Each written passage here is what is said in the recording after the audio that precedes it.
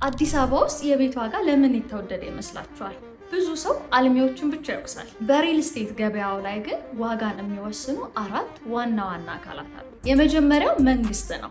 የሊዝ የመነሻ ዋጋን በማውጣት የኮሪደር ልማትና መሰል ተያያዥነት ያላቸው የኢንፍራስትራክቸር ስራዎችን መሰረት ያደረገ የመነሻ ዋጋ ይወስናል። ሁለተኛ አልሚው ወይንም ዴቨሎፐሩ ነው። እኔ ባለኝ መረጃ እስካሁን ከተማችን ላይ ከ200 በላይ የተመዘገቡ የሪል ስቴት አልሚዎች አሉ።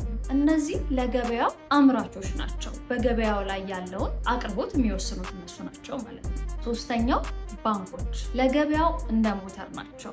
የክሬዲት ካፓቸው ወይንም የብድር አቅማቸው ሲያበቃ ገበያው ይቀዘቅዛል። የማበደር አቅማቸው እንደ ዲያስፖራ ሞርጌጅ ሎን ደግሞ ሲጨምር ገበያው አብሮ ይወደዳል ማለት ነው። በላስት በት ኖት ዘ ሊስት በዘርፉ ላይ የተሰማሩ የሽያጭና የማርኬቲንግ ባለሙያዎች ናቸው። እነዚህ ደግሞ ፕራክቲካሊ ገበያው ላይ ያለውን መረጃ መሰረት ያደረገ ሙያዊ ምክርና ሰጀሽን የሚሰጡ ባለሙያዎች ናቸው። ስለ ከተማችን የቤት ዋጋ መጨመር ጥያቄ ካላችሁ ኮመንት ላይ አስቀምጡልን። በተቻለ መጠን እንመልሳለን።